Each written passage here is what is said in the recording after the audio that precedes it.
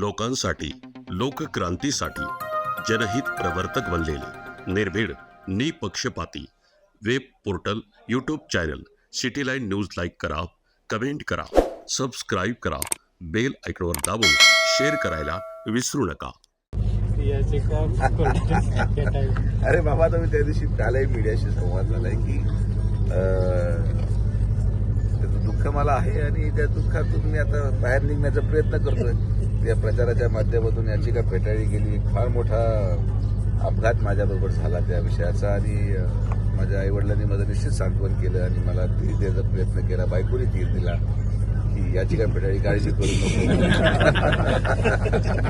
अरे कसले काय घेऊन बसले, काय आपण चर्चा करतो.